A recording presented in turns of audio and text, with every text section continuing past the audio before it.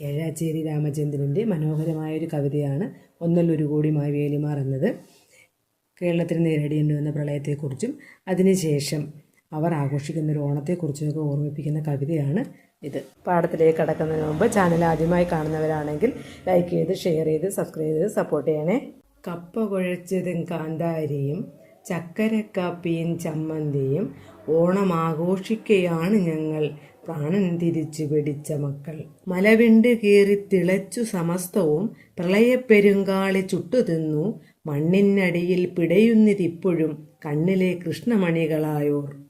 മക്കളെക്കാളും പ്രിയമാർന്ന പൂവാലി ചത്തുമലച്ചു കുരുതിയാറ്റിൽ, ഇപ്പരുവത്തിൽ ചിരിക്കാൻ മേല ഒക്കെ പൊറുക്കണേ കാക്കപ്പൂവേ, തിരുവോണം മറക്കാത്ത തുമ്പപ്പൂവേ. വട്ടത്തിൽ കൈകോർത്ത് പാടിക്കളിക്കുന്ന മുറ്റം കരിമ്പുഴ കാർന്നു തിന്നു, ഉത്രാട രാവിലെ പാൽനിലാവേ ഒക്കെ നിനക്കറിവുള്ളതല്ലേ.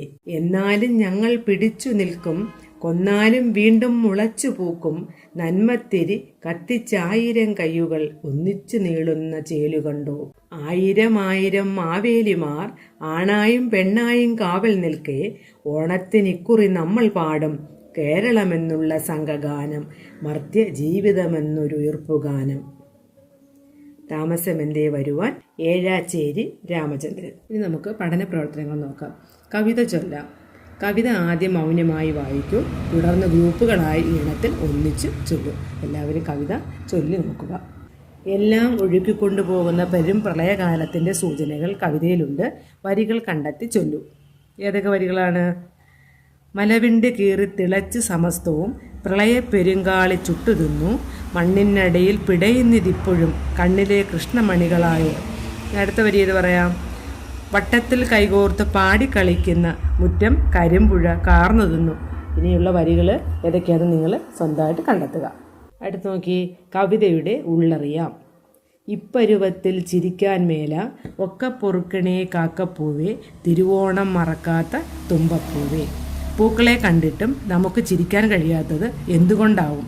നിങ്ങളുടെ കണ്ടെത്തലുകൾ എഴുതൂ. മഴയെ സ്നേഹിച്ചിരുന്ന മലയാളികൾക്ക് മുന്നിൽ മഹാപ്രളയം കുത്തിയൊലിച്ചെത്തിയപ്പോൾ അതൊരു വലിയ ദുരന്തമായി മാറി.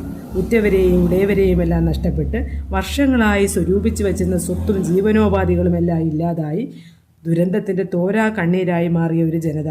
മുൻപ് ആഘോഷങ്ങളിൽ അവരോടൊപ്പം ഉണ്ടായിരുന്നവർ ഇന്നില്ല.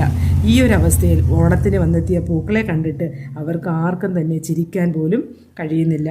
അത്രയ്ക്ക് വലിയ സങ്കടം പേറിയാണ് അവരുടെ ജീവിതം. അടുത്ത് നോക്കി, കൊളാഷ്. ദുരന്തങ്ങളിലും അപകടങ്ങളിലും ദുരിതബാധിതരെ സഹായിക്കാൻ മുന്നിട്ടിറങ്ങുന്ന ആളുകളെക്കുറിച്ച് പത്രങ്ങളിലൂടെയും സമൂഹ മാധ്യമങ്ങളിലൂടെയും നമുക്കറിയാം. അത്തരം വാർത്തകളും ചിത്രങ്ങളും ശേഖരിച്ച് ക്ലാസ്സിൽ വിശദീകരിക്കൂ. കൂടുതൽ ചിത്രങ്ങളും വാർത്തകളും ചേർത്ത് ഒരു കൊളാഷ് തയ്യാറാക്കും. നിങ്ങൾ കൂടുതൽ പത്രവാർത്തകളും ചിത്രങ്ങളുമൊക്കെ ശേഖരിച്ചിട്ട് സ്വന്തമായിട്ട് കൊളാഷ് തയ്യാറാക്കുക. അടുത്ത് നോക്കി, വിശകലനക്കുറിപ്പ്. എന്നാലും ഞങ്ങൾ പിടിച്ചു നിൽക്കും, കൊന്നാലും വീണ്ടും മുളച്ചു പൂക്കും, നന്മത്തിരി കത്തിച്ചായിരം കയ്യുകൾ ഒന്നിച്ചു നീളുന്ന ചേലുകണ്ടോ.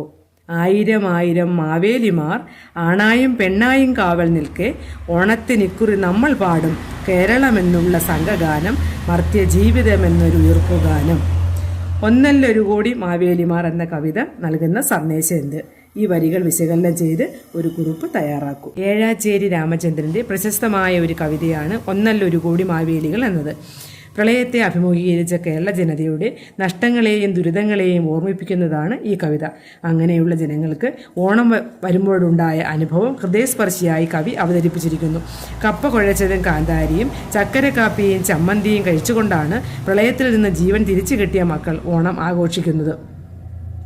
മുമ്പ് അവരോടൊപ്പം ഓണം ആഘോഷിച്ചവർ ഇന്ന് അവരോടൊപ്പം ഇല്ല എന്ന ഓർമ്മ അവരെ വല്ലാതെ വേദനിപ്പിക്കുകയും അവർക്കൊട്ടും സന്തോഷിക്കാൻ കഴിയാതെ പോവുകയും ചെയ്യുന്നു.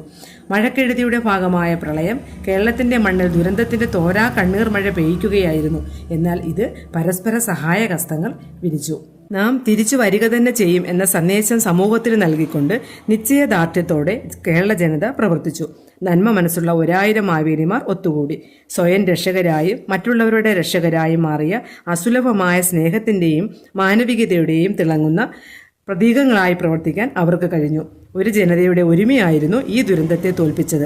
ഒരുമയുടെയും മാനവികതയുടെയും സ്നേഹത്തിൻ്റെയും സന്ദേശമാണ് കവിതയിലൂടെ കവി നൽകുന്നത്. മനുഷ്യ സമൂഹത്തിൻ്റെ കവിതകൾ ഇത്രമേൽ ആവേശകരമായിരിക്കുന്നത് അത് അതിജീവനത്തിൻ്റെ മഹാഗാഥകൾ കൂടി ആയതുകൊണ്ടാണ്. പഠന പ്രവർത്തനങ്ങൾ എല്ലാവർക്കും മനസ്സിലായല്ലോ. പാഠഭാഗം നന്നായി വായിക്കണം. ആദ്യമായി ചാനൽ കാണുന്നവർ ലൈക്ക് ചെയ്തും ഷെയർ ചെയ്തും സബ്സ്ക്രൈബ് ചെയ്തും സപ്പോർട്ട് ചെയ്യണേ.